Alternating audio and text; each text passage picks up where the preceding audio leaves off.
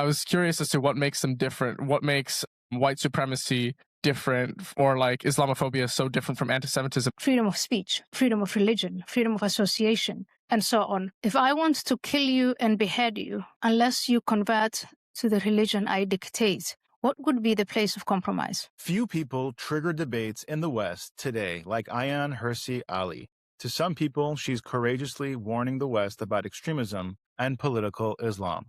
To others, she's deeply controversial. And in this clip, a university student challenges her directly on Islamophobia, anti-Semitism, racism, and the treatment of Muslims in the modern world. At first, it sounds like a normal academic question, but very quickly, the entire atmosphere changes. Watch this carefully. I would like to reiterate the thanks for your time here at the University of Austin. What I wanted to ask you was, you speak of Islamophobia and classes like Black Studies as phony ideological things, but I was curious as to what makes them different. What makes white supremacy different, or like Islamophobia so different from anti-Semitism, as there, we did import many African slaves that died in the millions, and so did South American countries even more so.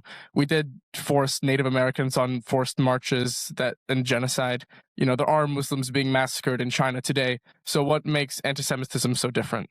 Two things. One is we have reckoned in America and in Western European countries, we've had a great reckoning with our past. We've addressed the fact that we engaged in slavery, we fought a war, we ended it. We had segregation, we had another major fight, we ended it. We had the civil rights movement. We brought women out of, and by the way, in fighting for all of those emancipations, the people who were heading these fights were constantly quoting from the Bible. They were believing Christians and they were inspired by their Christianity. So number one, we had that reckoning. Number two, anti-Semitism is the oldest hatred in humanity, and you find it, believe it or not, across the entire world. What made the West different after they nearly exterminated their Jews was to have that honest look in the mirror and reckon with what they did. And then those campaigns to end it. Islamophobia is a made-up word. It's made up by a political movement that wants to exploit and capitalize on white guilt to achieve its end goal, which is the revival of the caliphate.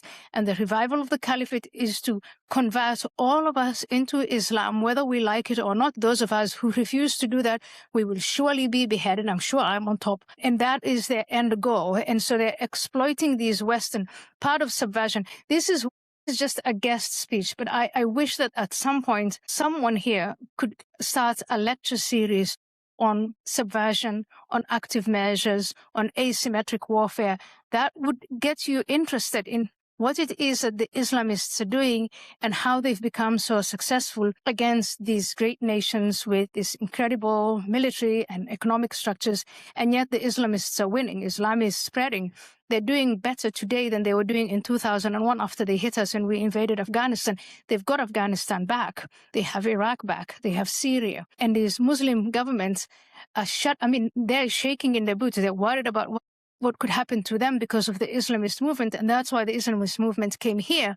And they're exploiting principles like freedom of speech, freedom of religion, freedom of association, and so on. And of course, these progressive movements that we have here, we've got to understand that, and we've got to become really creative in finding a way of preserving our principles. I don't want to give up on the freedom of speech, but on the other hand, on beating the Islamists at their game. Is there room for compromise between principles? If I want to kill you and behead you, unless you convert to the religion I dictate, what would be the place of compromise? Well, I would not mind converting, as I myself am an agnostic, so have no established faith. However, I understand that some people would not share that vision. Let's play with this thought for a while. There's a time and a place for everything.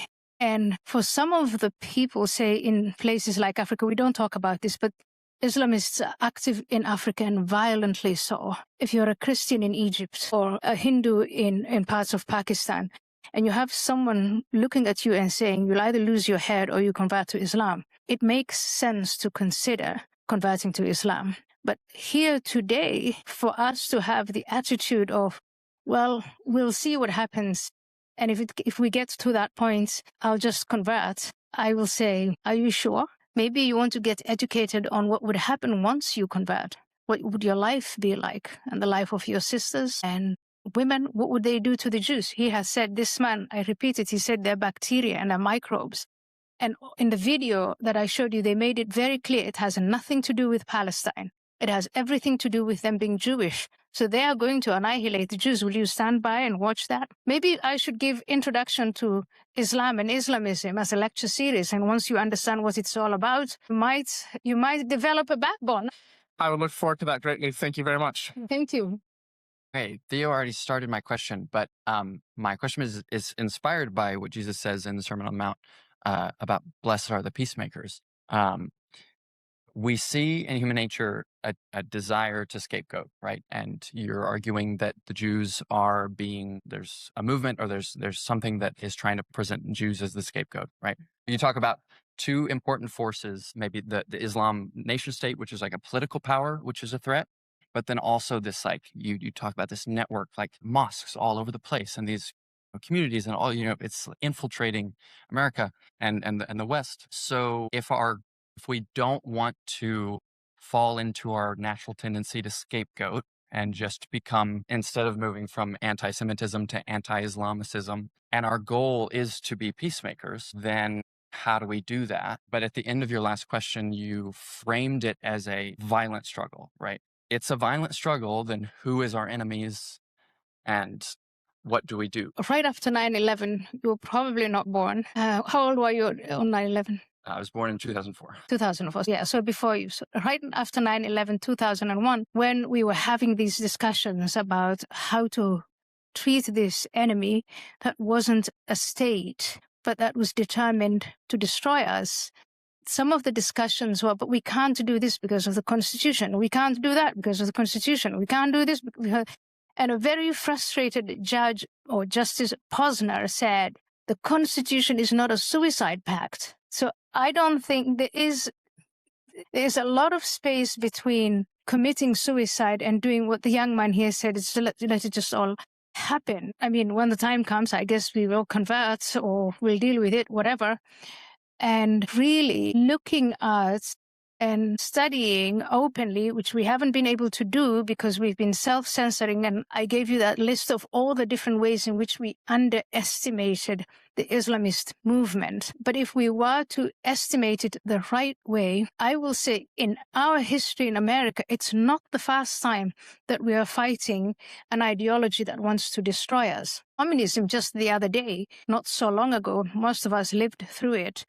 And you call it a Cold War here, but in Africa and in other parts of the world, it wasn't cold, it was hot. And we starved and all of it. So there were very good reasons for the United States and Western countries to fight the ideology of communism. And they developed a number of, I'd say, tools to recognize it when it's applying internal subversive methods and when it's coming from an external position. And we can reapply those, but we do have to identify Islamism and Islamists as the enemy that they are and give them the full respect. You asked me to identify and you asked me to define what is an enemy. It's a force that wants to destroy you. How do I know that? In this infrastructure of mosques and madrasas and Islamic centers, etc., they say it explicitly. So there is something about don't listen to me, don't listen to the analysts with PhDs and the like. Listen to them and what they say and take it at their word. So does this come down to a propaganda war? Inculcate our children before they do? Is that where the battle lies? I think because the war they wage is totalitarian and total. But ours, and where do we meet them? Well, we have to meet, ours has to be total too. It has to be where they fight us with ideas, we fight them with ideas. Where they fight us with subversive means, we recognize that and we dismantle this infrastructure and kick them out of the country. We have those tools. We have these possibilities. We can't just let them spread. Again, we did the same to communists. We watched as communists grew and as they were subverting our societies, and we took the appropriate measures against individuals, against groups, and so on, but always with due process and always within the limits of the Constitution. But we can't, again, I repeat, the Constitution is not a suicidal pact. What makes moments like this spread so quickly online isn't just controversy. It's the fact that millions of people across the West genuinely feel that these conversations are becoming harder and harder to have honestly. Some people hear Ayaan Hirsi Ali and believe she's warning the West about extremism, political Islam, and ideological movements that many leaders are too afraid to confront directly. Others believe conversations like this create more fear, more division, and unfairly generalize millions of ordinary Muslims. And that's why debates like this create such emotional reactions, because underneath the argument is a much bigger question.